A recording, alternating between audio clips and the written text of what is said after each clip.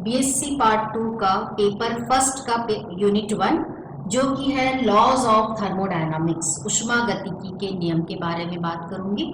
मैं Usha Rathore, assistant professor physics, government ERR PG science college Bilaspur से हूँ और आज मैं अपना पहला वीडियो लेक्चर आप लोगों के सामने प्रस्तुत कर रही हूँ। इसमें मैं सबसे पहले बताऊंगी कि उष्मागतिकी का शून्यवां नियम, जीरोथ लॉ ऑफ थर्मोडायनामिक्स।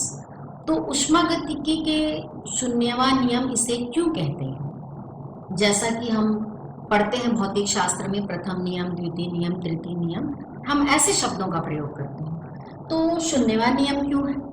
उष्मागतिकी के प्रथम और द्वितीय नियम में, जो कि पहले से स्थापित थे और ताप की परिभाषा के बगैर ये थोड़े से अधूरे से लग रहे हैं, तो ताप की परिभाषा जो है वो उष्मागतिकी के शून्यवें नियम से आई। इसलिए उष्मागतिकी के शून्यवें नियम की पहले व्याख्या की गई। तो उष्मागतिकी के शून्यवें नियम का जो स्टेटमेंट है या कथन है वो यह कहता है कि यदि कोई दो निकाय किसी तीसरे निकाय के साथ अलग अलग ऊष्मी साम्यावस्था में है तो ये दोनों निकाय भी आपस में ऊष्मी साम्यावस्था में होंगे। अब ऊष्मी साम्यावस्था में साम्यावस्था होना, ऊष्मी साम्यावस्था होना मतलब क्या हुआ कि ऊष्मा का समान होना। अब ऊष्मा क्या है? ऊष्मा जो है तापांतर के कारण ऊर्जा का प्रवाह है। अब ऊर्जा का प्रवाह जब समान है, इसका मतलब है कि वहां पर तापमान समान है। तापमान का जो अंतर है वो समान है, इसका मतलब ताप समान है। अब ताप समान है तो इसको हम इस तरह से भी समझ सकते हैं कि सपोज कि किसी निकाय A का तापमान TA है और किसी निकाय B का तापमान TB है। अब TA का तापमान हमने जो बताया उष्मागतिकी के शून्यवें नियम से कि निकाय A निकाय C के साथ ऊष्मी साम्यावस्था दोनों का टेम्परेचर समान है, मतलब क्या हुआ? TA = TC। इसी तरह से हमने बताया कि ये B निकाय भी C निकाय के ताप के समान है, मतलब TB = TC। इसका मतलब ये हुआ कि ये दोनों निकाय का टेम्परेचर TA = TB भी एक समान होगा। इस तरह से हम तापमान की परिभाषा क्या कह सकते हैं कि ऊष्मीय संतुलन की माप को हम तापमान कहते हैं। यही हमारा उष्मागतिकी का शून्यवां नियम है। अब हम बात करेंगे वर्क डन, किए गए कार्य की। किया गया कार्य मतलब क्या होता है कि work done by the system और work done on the system, निकाय द्वारा किया गया कार्य और निकाय पर किया गया कार्य। सबसे पहले हम बात करेंगे work done by the system. इसको बताने के लिए मैं आपको बताऊंगी कि सपोज हमारे पास एक सिलेंडर है, इस सिलेंडर में आदर्श गैस भरी हुई है और यहाँ एक पिस्टन भी लगा हुआ है, ठीक है। अब यहाँ पर निकाय द्वारा सपोज बल लगाकर इस पिस्टन को आगे की तरफ ले जाया जाता है, तो ये क्या होगा? कुछ विस्थापित होगा, मतलब आगे की तरफ बढ़ेगा। आगे की तरफ बढ़ेगा मतलब इसके आयतन में वृद्धि होगी। अब हम इसको बता सकते हैं, हमको मालूम है कि work done that is equal to F dot del x. Del x क्या बताता है? विस्थापन बताता है। और हम ये भी जानते हैं प्रेशर, दाब इज इक्वल टू होता है फोर्स अपॉन एरिया, बल बटे क्षेत्रफल। तो हम इस तरह से यहाँ पर से लिख सकते हैं कि F is equal to P into A। अब यहाँ पर इस वैल्यू को हम पुट कर दें तो ये क्या हो जाएगा? P into A into del x. अब A डेल एक्स क्या है यहाँ पर? A डेल एक्स बोलता है आयतन में परिवर्तन। तो वर्क डन निकाय द्वारा किया गया कार्य क्या हुआ? W is equal to P del V। इसको हम इंटीग्रेशन के फॉर्म में लिख सकते हैं, W is equal to integration of P into dV, ठीक है। अब इसको हम इंडिकेटर डायग्राम से भी समझ सकते हैं, जिसको हम PV डायग्राम भी कहते हैं। अब यहाँ आप देखेंगे कि हमने बाय द सिस्टम में इस तरह से इनिशियल टू फाइनल पोजीशन है ये, और यहाँ पर हम देख रहे हैं कि ये जो वक्र है और ये जो आयतन अक्ष के बीच घिरा हुआ क्षेत्रफल है, इसे ही हम कहते हैं वर्क डन। वर्क डन जो होता है, अब आप देख रहे हैं इनिशियल टू फाइनल पोजीशन में आयतन में वृद्धि हो गई, तो यहाँ पर कार्य क्या होगा? निकाय द्वारा किया गया कार्य धनात्मक होगा। मतलब हम यहाँ पर दो पॉइंट हमारी मेन आई हैं जो वर्क बाय द सिस्टम में होनी चाहिए। पहला पॉइंट ये है कि निकाय द्वारा किया गया कार्य हमेशा धनात्मक होता है, और दूसरी बात ये आई है कि यहाँ पर आयतन में वृद्धि होती है।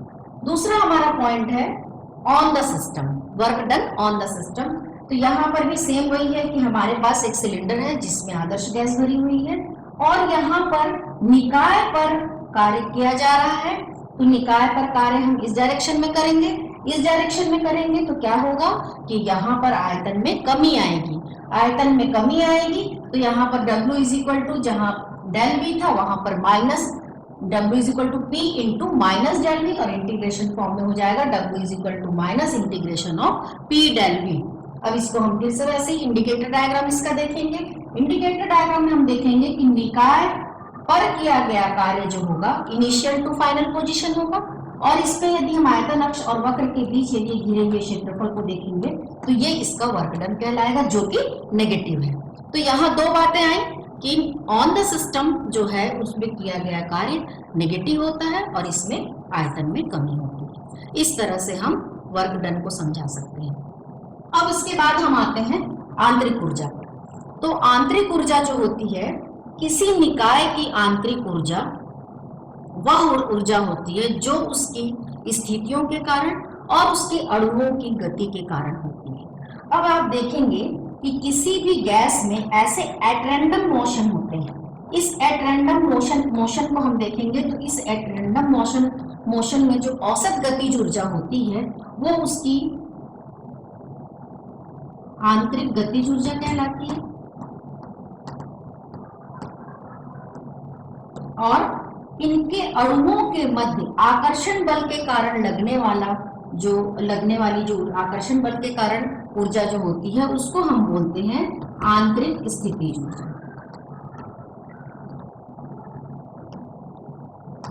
ठीक है। अब हम बात करेंगे कि सपोज यदि आदर्श गैस है तो हम बोलते हैं कि उसकी स्थितिज ऊर्जा का जो मान होता है वो शून्य होता है। क्यों?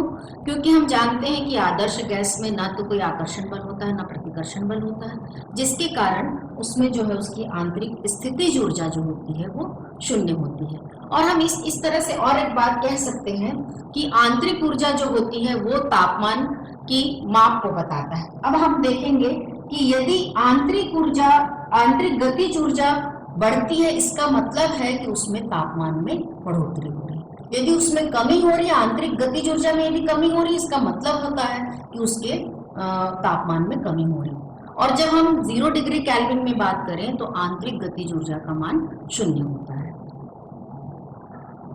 आंतरिक ऊर्जा को हम इसके फॉर्मूले के हिसाब से यदि हम बताएं कि U इज इक्वल टू होता है F/2 nRT। यहाँ F जो होता है वो F है degree of freedom, degree of freedom है। N क्या है? नंबर ऑफ मोल है। R is universal gas constant and T is absolute temperature. यहाँ पर वही मैंने व्याख्या की, देखिए यहाँ पर U जो है वो T और U जो है एक दूसरे के डायरेक्टली प्रोपोर्शनल दिखाए जा रहे हैं। मतलब ये है कि आंतरिक ऊर्जा का मान जब बढ़ेगा तो टेम्परेचर का भी मान बढ़ेगा। तो ओवरऑल हम ये बोल सकते हैं कि आंतरिक ऊर्जा जो है वो तापमान की माप है। अब हम बात करेंगे ऊष्मागतिकी के प्रथम नियम की। तो ऊष्मागतिकी इस नियम में हम ये बताते हैं, ऊष्मागतिकी के प्रथम नियम में, कि ऊष्मागतिकी प्रक्रिया में ऊर्जा संरक्षण का ये स्टेटमेंट है। फर्स्ट लॉ ऑफ थर्मोडायनेमिक्स के बारे में बात करेंगे। फर्स्ट लॉ ऑफ थर्मोडायनेमिक्स का स्टेटमेंट है ऊर्जा संरक्षण। अब इसको हम ऐसे समझ सकते हैं कि इसके अनुसार किसी निकाय को दी गई ऊष्मा, सपोज वो डेल क्यू है, किसी निकाय को दी गई ऊष्मा उसमें उसके आंतरिक ऊर्जा में परिवर्तन और किए गए कार्य के योग के बराबर होती है। अब इसको हम लिखें तो del Q is equal to क्या होगा? Del U plus del W. यही हमारा thermodynamics first law of thermodynamics है। अब यहाँ पर हम बताएंगे कि इसके कुछ इंपॉर्टेंट क्या क्या पॉइंट्स हो सकते हैं। तो जैसा कि पहला जो इसका इंपॉर्टेंट पॉइंट है कि डेल क्यू, डेल यू और डेल डब्ल्यू, ये तीनों राशियां हैं उनकी यूनिट एक ही होनी चाहिए। मतलब या तो ये कैलोरी में होंगी या ये जूल में होंगी। दूसरा इसका इंपॉर्टेंट पॉइंट है कि ये जो नियम जो है फर्स्ट लॉ ऑफ थर्मोडायनामिक्स आंतरिक ऊर्जा की अवधारणा को बताता है। जिस तरह से हमने ऊष्मागतिकी के शून्यवें नियम में ताप को परिभाषित किया था, उसी तरह से यह आंतरिक ऊर्जा को परिभाषित करती है। तीसरा इसका महत्वपूर्ण बिंदु है कि आंतरिक ऊर्जा में परिवर्तन जो होता है वो केवल ऊष्मा के कारण या केवल कार्य के कारण या दोनों के कारण हो सकता है। चौथा इसका इंपॉर्टेंट पॉइंट है कि डेल क्यू और डेल डब्ल्यू मतलब ऊष्मा और कार्य दोनों पाथ फंक्शन है और आंतरिक ऊर्जा जो होती है वो बिंदु फलन है। अब ये सारे पॉइंट्स हम फर्स्ट लॉ प्रथम नियम से हमने बहुत सारी चीज़ों की व्याख्या की, लेकिन इसकी कुछ सीमाएं हैं। तो इसमें पहला तो ये कि यह ऊष्मा के प्रवाह की दिशा को नहीं बता पाया। दूसरा यह भी नहीं बता पाया कि ऊष्मा को किस तरह से कार्य में परिवर्तित किया जा सकता है। और तीसरा यह भी नहीं बता पाया कि क्यों संपूर्ण ऊष्मा को हम पूर्णतः कार्य में नहीं बदल सकते।